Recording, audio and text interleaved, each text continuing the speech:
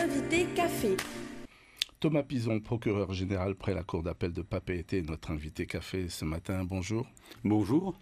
Alors, pas besoin d'attendre de saisir 25 tonnes de cocaïne sur un voilier pour faire le point sur le trafic de drogue en Polynésie française. Et puis, il n'y a pas que la drogue. Notre invité a placé les violences faites aux femmes et plus largement les violences intrafamiliales au cœur de ses priorités. Alors, Thomas Pison, mais plus largement les violences imposées par la réalité. On pensait que le trafic de drogue s'était plus ou moins calmé, tassé. Eh bien non. Eh bien, je crois que c'était malheureusement peut-être un doux rêve d'imaginer que ça s'était calmé. Pour moi, malheureusement, pour le territoire et pour nous tous, ce fléau continue et va crescendo. J'ai eu l'occasion de le dire lors de la rentrée solennelle en janvier. Et je crois que l'actualité montre que, bien évidemment, ça ne s'arrête pas parce que derrière, il y a un tel profit financier que ça aiguise les appétits et on voit que certains y reviennent manifestement. Vos collègues américains, vous avez prévenu d'ailleurs. Tout à fait, et là je rends hommage au travail de collaboration avec les Américains, notamment par la gendarmerie, les douanes. Il y a un vrai échange d'informations, très fluide, très dans la sincérité, dans l'efficacité et dans le concret. Donc bravo encore une fois aux douanes et à la gendarmerie. Et les Américains, oui, bien sûr, nous informent, et on sait que ce fléau, je me permets de le rappeler, est loin d'être tari. Ce que vous nous aviez rappelé également il y a quelques temps de cela, enfin quelques semaines même, c'était qu'il fallait regarder de plus en plus du côté du port. Tout à fait. Alors, ça fait quelques années que j'avais indiqué aux douanes qu'il était peut-être important de travailler aussi sur le port commercial, parce que la plupart du produit arrive par avion, mais on sait que ça arrive aussi par ces grosses boîtes, ces containers. Et encore une fois, l'actualité récente le démontre. Et je sais que l'équipe des douanes, et notamment son directeur, s'investissent dans ce travail qui n'est pas facile. Mais là encore, le renseignement est la clé de voûte de la réussite. Sinon, en termes de moyens d'investigation, on a ce qu'il faut sur le territoire. Alors, il y a une nette amélioration, puisque l'OFAS, la CROSS, la gendarmerie, les douanes, ils travaillent ensemble. Police, j'oublie bien sûr pas la police, qui travaille bien sûr aussi sur ce sujet.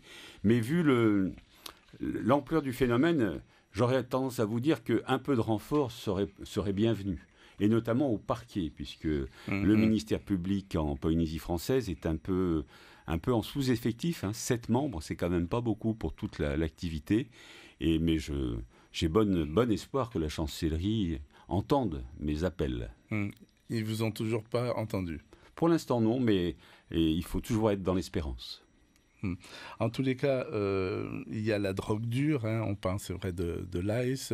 Il y a d'autres drogues qui petit à petit semblent se rapprocher du territoire. Et là, ça risque de faire encore plus mal, ces fameux drogues zombies, là. Tout à fait. Alors, avant de venir sur ce sujet, quelques mots quand même sur le cannabis, qui est une consommation très forte. 50% de la population polynésienne fume du cannabis, et même chez les plus jeunes. Donc, c'est très banalisé. Et je dis simplement... ça apparaît dans les enquêtes faites que souvent, et parfois, en tout cas parfois, le trafic de cannabis sert de première marche pour le trafic d'ice. Donc ne banalisons pas ce produit. Il y a encore 600 kilos qui ont été saisis à Wainé. C'est énorme. Le nombre de pieds arrachés représente une proportion très importante par rapport au nombre de pieds arrachés au niveau national. Donc il faut faire attention et il ne faut pas simplement dire que c'est récréatif ou je ne sais quoi. C'est une drogue. Et pour les plus jeunes, ça pose de vraies difficultés. Là-dessus, il ne faut pas se cacher derrière son petit doigt. Pour les autres produits dont vous parlez, les Américains, nous aussi, nous ont informé ce qu'on appelle le fentanyl, qui fait rage aux États-Unis, notamment à San Francisco, mais pas qu'à San Francisco, la drogue des zombies, parce que les gens marchent totalement cassés, en angle droit, c'est pour ça qu'il y a ce terme. Et alors c'est une drogue redoutable parce qu'elle est moins chère que l'ice, et surtout elle est très addictive et engendre très nombreuses overdoses, donc de décès. Et les Américains, lors des 2 derniers colloques organisés dans le Pacifique, ici et en Nouvelle-Calédonie, nous ont dit de manière un peu pessimiste qu'il n'y a pas de raison que nous échappions à ce phénomène. Donc il faudra redoubler de vigilance mais continuer le travail qui est fait par les services enquêteurs et les services, les forces de sécurité intérieure, les douanes, pour travailler, développer encore plus le renseignement avec nos amis américains pour lutter contre ce fléau qui, pour l'instant, alors, attention, n'est pas arrivé encore sur le territoire. Mais ce n'est pas parce que ce n'est pas arrivé qu'il ne faut pas y réfléchir et anticiper. Voilà. C'est ce que je demande à l'ensemble des services impliqués. Et bien sûr, c'est les instructions que je donne aussi, bien évidemment, au parquet de Papeete. Ce sont des drogues qui ne risquent pas de passer entre les mailles du filet, j'allais dire. Les chiens les repèrent facilement à l'aéroport. En tout cas, il y a des dispositifs. Mais vous savez, rien n'est étanche. Et parfois, il y a des trous dans la raquette. À nous de faire que ces trous soient les moins importants possibles. La coordination, elle fonctionne bien entre tous les services qui sont justement concernés par la prévention, notamment? Oui. Alors, sur la répression, ça fonctionne très bien. La prévention, c'est de la compétence de l'État. Je sais la compétence du pays, et je sais que le pays est très engagé aussi.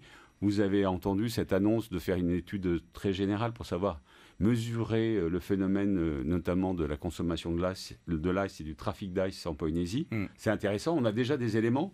Si on peut avoir une étude encore plus exhaustive, pourquoi pas. Mais il ne faudrait pas non plus que ça arrête toutes les actions.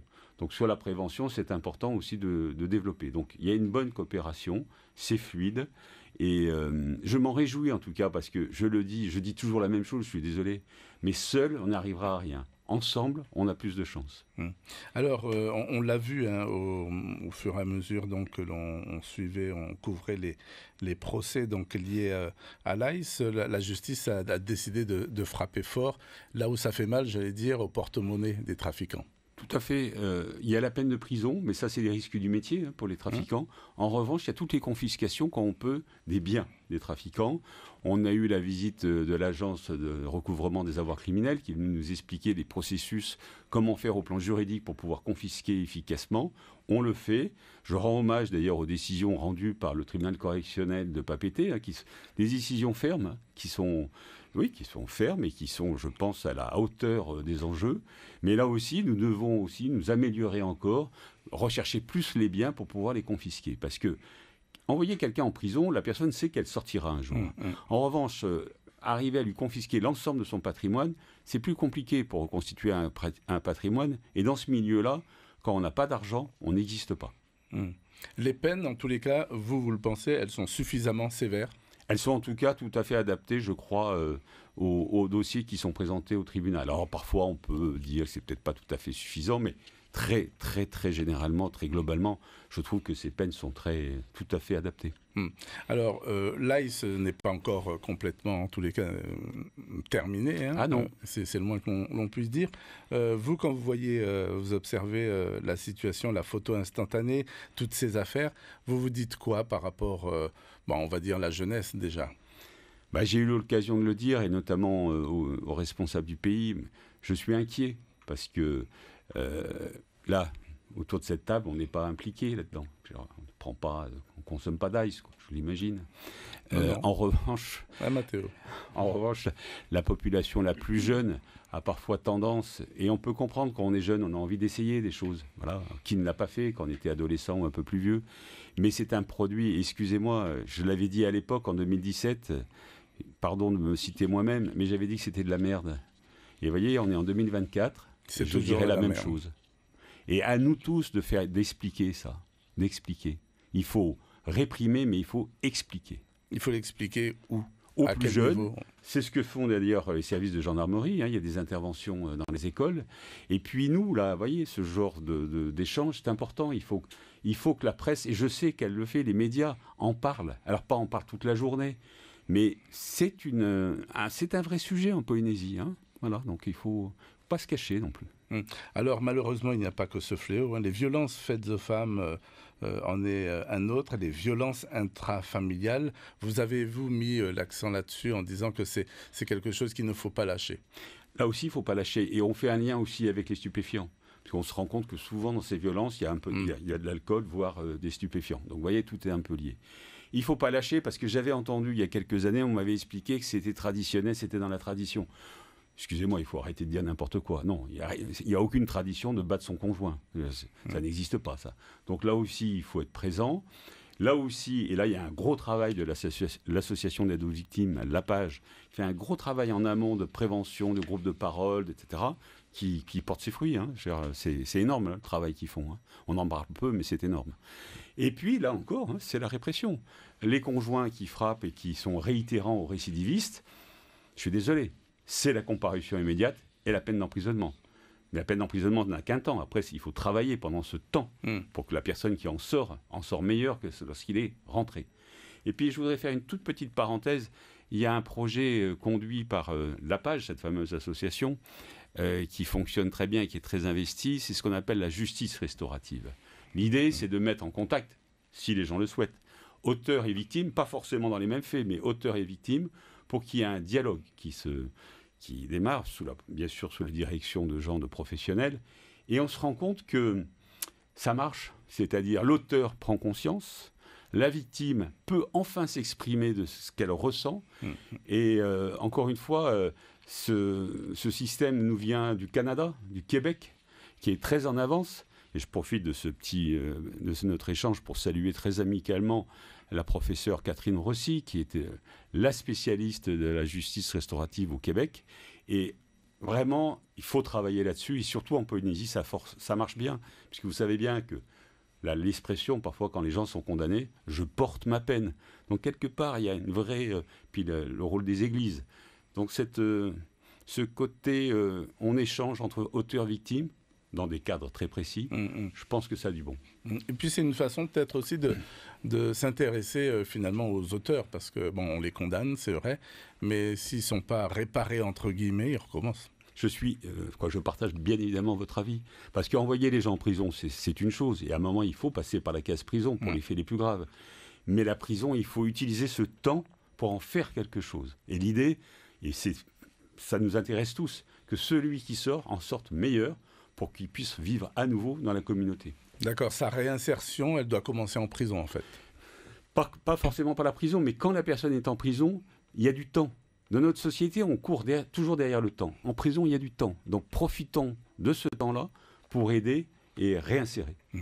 Alors Thomas Pison, vous observez de très près l'évolution de la société en Polynésie. J'aimerais avoir votre sentiment face à un phénomène dont on a beaucoup parlé ces derniers jours. Je veux parler des suicides, surtout chez les jeunes, observés ces derniers temps, 9 en l'espace d'un mois, 6 en une seule semaine.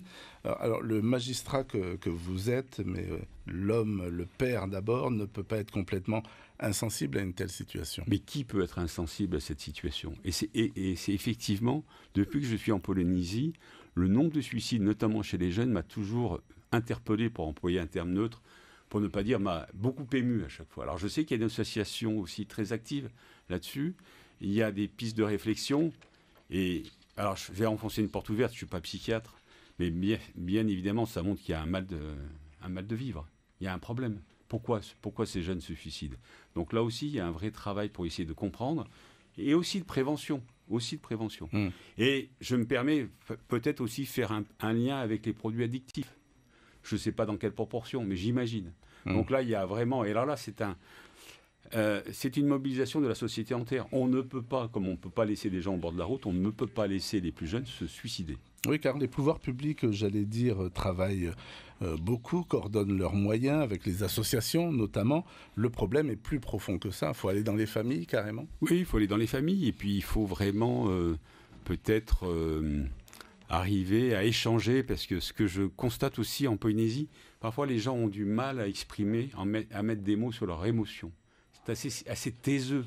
Je le vois aux audiences. Parfois, les victimes comme les prévenus ont du mal à dire ce qu'ils ressentent, ce qu'ils ont fait. Donc je pense que là aussi, il y a un gros travail sur la parole. Avant de venir ici, vous imaginiez que, j'allais dire, le paradis pouvait se transformer en enfer, comme ça, avec tous ces résultats. Mais vous savez, il n'y a pas qu'en Polynésie. Tous les paradis peuvent se transformer en enfer. Et je ne pense pas que ce soit l'enfer, la Polynésie française. C'est surtout le paradis, mais à nous de le conserver et de le préserver. Merci beaucoup Thomas Pison d'avoir accepté notre invitation ce matin donc, pour commenter l'actualité judiciaire et un peu plus. Merci. Merci à vous.